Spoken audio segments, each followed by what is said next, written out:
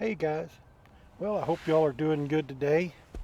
To me it's a really nice day out here. A total 180 from yesterday. I was out shooting this Gamo Gray yesterday and it was like 82 degrees. It was almost too hot. Had a strong wind blowing which kept it cool, but when you're used to 50s and 60s, 80 feels pretty warm. But to my surprise, I didn't look at the weather. To my surprise, stepped outside today and it's 50 degrees. So overcast, but I'm not going to complain. Uh, right now, 50 degrees. There's a light north wind, but I've got my vehicle blocking that. Uh, Perfect hunting weather. I loved hunting in weather. In this weather, it was just perfect. Uh, and it's not bad to shoot in. I don't mind it a bit. I'll take this over a 98-degree day anytime. But anyways, I've got a different camera angle going here. I'm trying to be able to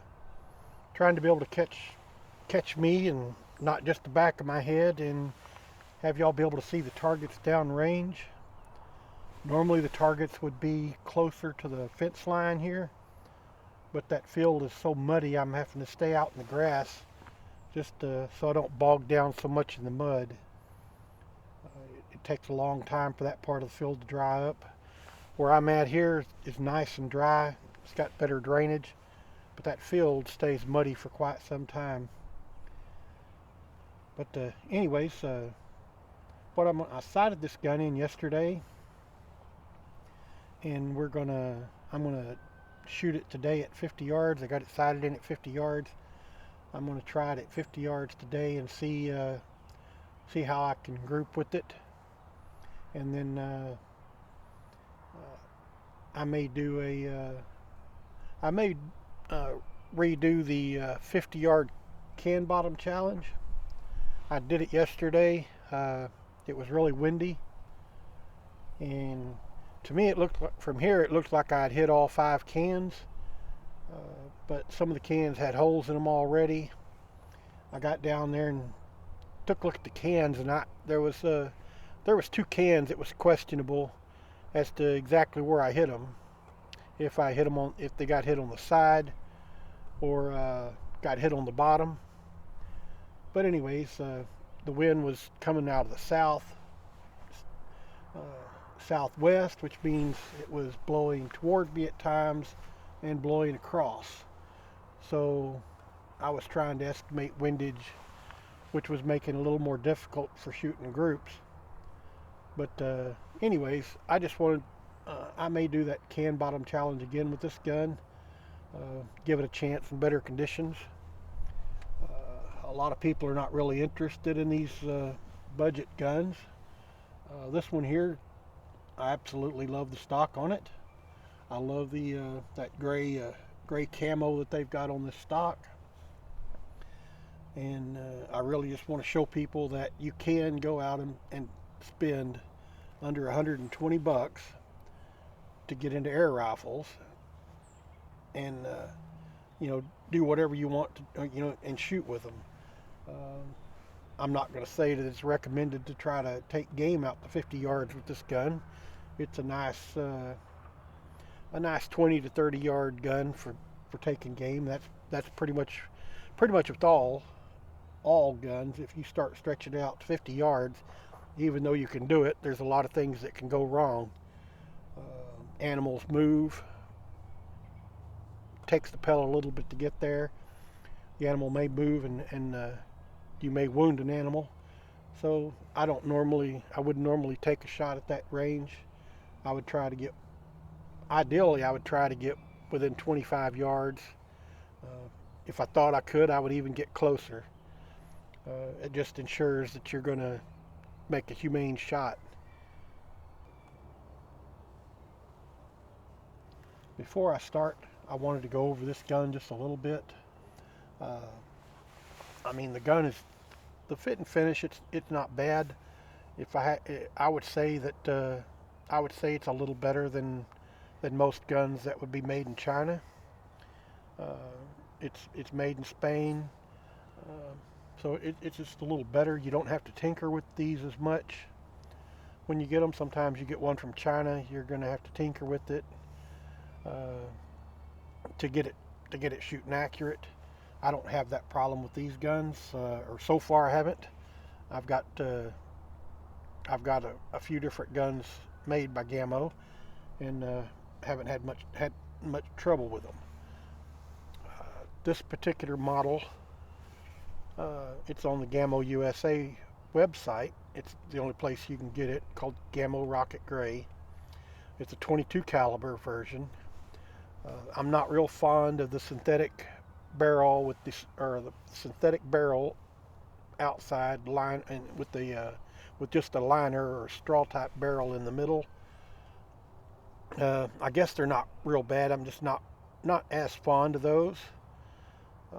The good thing to them is they're not going to rust. You're reaching, cocking the barrel. You get it wet. You don't get it wiped down good. You set it.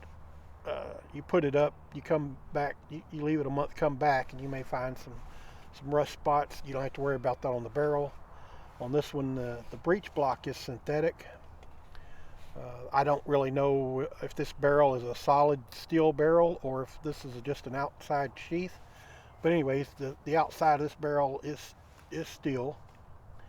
The breech block is synthetic. So far, I haven't had a problem with these. Now, if you're going to shoot a gun, if you're going to shoot a lot, if it's your only gun and you're shooting like I was when I was a kid, go through 500 pellets in a week real easy, then up around 4,000 or 5,000 shots, 10,000 shots, you may start having some issues with this plastic breech block and the pivot pin that locks the barrel. But if you're not putting that many pellets through it, maybe 1,000 a year, you're going to get quite a bit of use out of the gun, I'd say, without having any problem. And of course, this one comes with the 4-power scope. Actually, the scope is really clear. I was really surprised. It's a good feeling scope. Totally usable. It don't have any mil dots. It's just a standard scope. So there's no complaints there. I've left it on just to show that you can shoot with the scope. Now, you can't expect this to do what most German or European Springers that cost 4 or 5 times as much as this. Even the ones that are 3 times as much as this, you just can't expect this gun to do the same as those. But it's going to do pretty close. It's going to do well enough to hit your target and take game. I will say the trigger, I don't know if there's a way to make it a little bit lighter. I haven't really messed with the screws on it, but it does have a long second stage, and it's not a real light trigger, but it's not gritty. It's a smooth pull, so you kind of get used to just kind of pulling it through smoothly until it goes off. It does. I mean, it's going to affect your accuracy. It's going to make it a little bit harder if you're wanting to shoot dime-sized groups at 25 yards. It's going to take a little more practice to make sure that you're on target at the time the trigger goes off, because of that pull through. You've got to keep it on target, and you don't know exactly when it's going to break. So it's going to, it's not a target rifle. But as for hunting, shooting cans, like I said, I've had 5 cans out at 50 yards, the bottoms yesterday, windy, and I know for sure that I hit the bottom of 3 of those cans. The other 2 I couldn't really tell, so we may do that again. Anyways, the first thing I want to do is I just want to make sure that it's shooting right. I want to see how it does with less wind today. I've got just a slight amount of wind, and it's actually coming up kind of a little bit from the northwest. So I've got the car blocking it here, but there is a slight breeze that's going to be pushing the pellet slightly slightly toward the east, but it's not real bad. I'd say a 5-6 mile an hour wind at the most.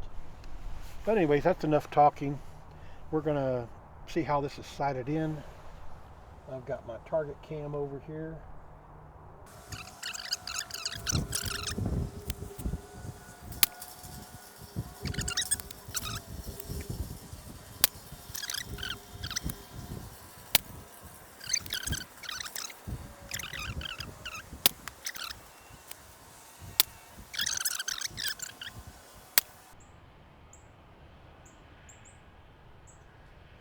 One may have went a little bit further left. Alright, so we're going to stop the camera here. What I'm going to do is I'm going to go back down there, I guess, and set up those 5 cans and just see if, well, I should be able to hit those 5 cans, but I did have 2 flyers. So, I guess I've got probably a 75% chance of hitting all 5 cans.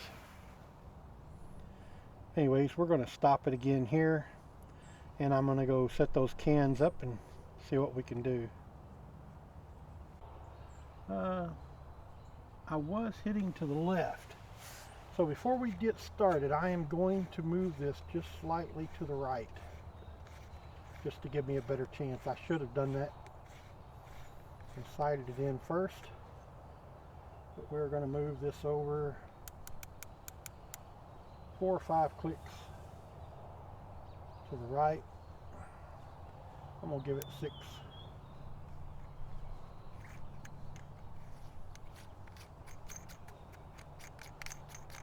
And I guess before I shoot the cans, I'm going to try to put one in the target. I'm going to see where I'm hitting, just to see if I'm close.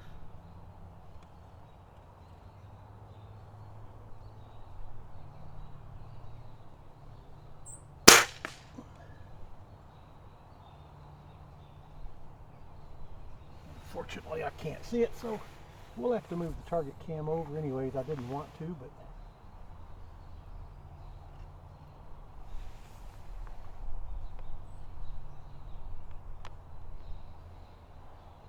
I shot at that lower left right hand target, the one below the one I was shooting at before, and I may have actually moved it over too far to the left, so I think I'm seeing where I hit right next to that hole. I had to reduce the magnification on the spotting scope to get all 5 cans of the target. I wanted a little separation between the cans, so we're going to shoot one more time at that bottom target.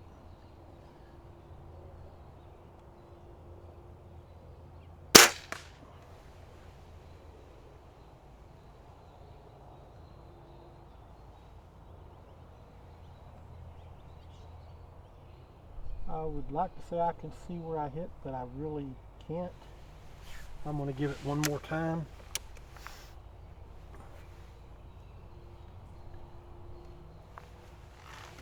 We'll call this the pre-shooting at the 5 can challenge bottom challenge.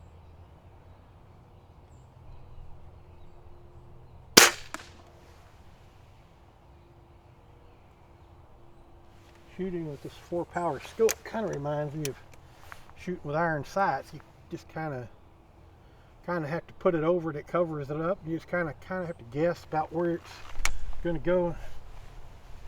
Kind of feel it like iron sights.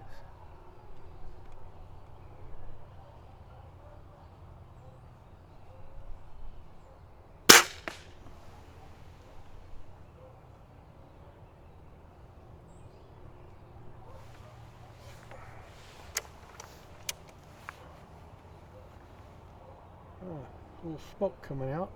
Dieseling again. Well, that shot actually hit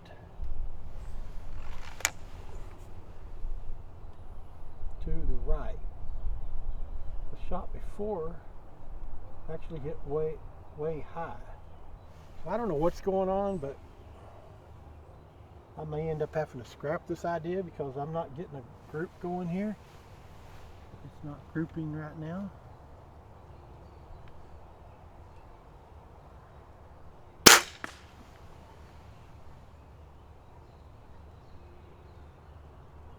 Right now we are shooting on one side and the other side of that can, so I don't know.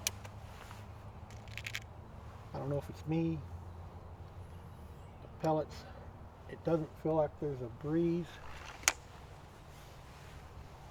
I'm going to try one more time, but it sure ain't looking like the nice group I had earlier.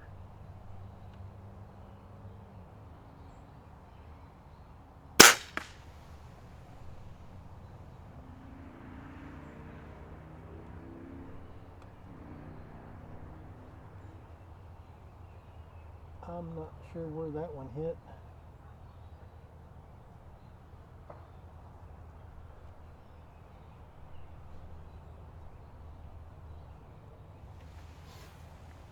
I don't know, I'm going to go a few clicks back to the left. Then we're just going to try to hit the cans. I don't really know what's going on here.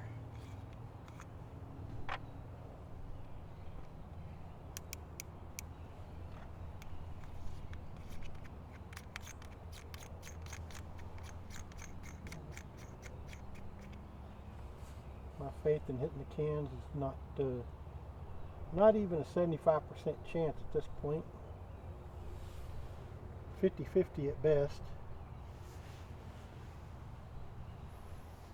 Okay, did put one in. Nope, did put one in there.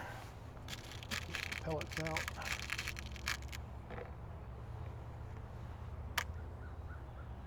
Alright. So we're just going to go for it. I have no idea why my group fell apart.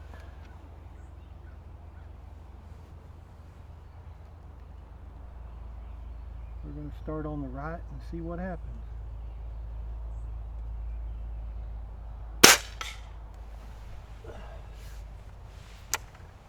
That was a hit.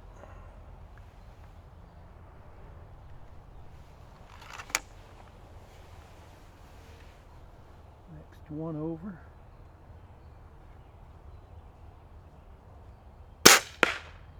That was definitely a hit.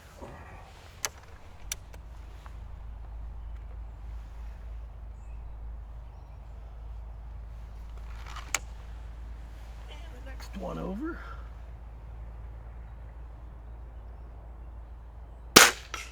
That was a hit.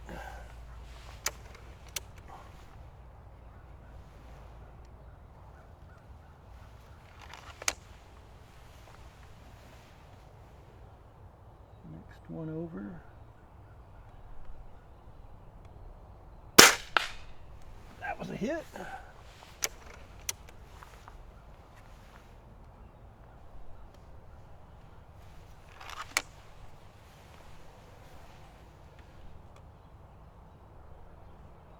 And last one. That was a hit. So, I don't know. I can say that for what this gun cost, this package, this scope, shooting it stock, I haven't done anything to it. Mounted the scope on it, sighted it in. I'm shooting fairly cheap pellets. They're the Ultra Magnums. They're not as easy to find as the hollow points, 14.3 grains, but they're still not expensive pellets. Before I get too excited, we're going to go down there and look at the cans and see where I hit them, make sure each one was in the bottom. So we're going to turn off the cams again.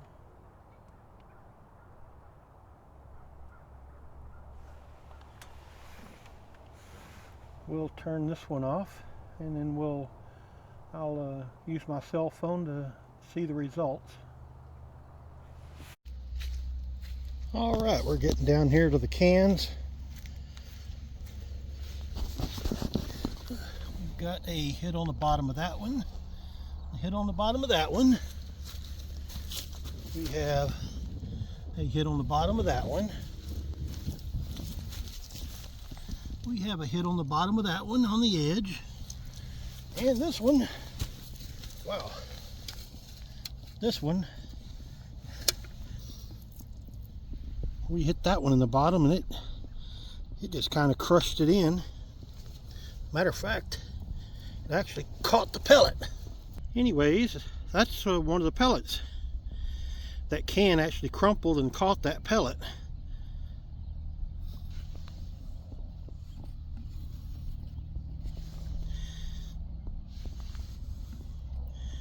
It definitely looks like it mushroomed a bit, smashed in. So those really aren't bad hunting pellets for being a domed pellet. All right.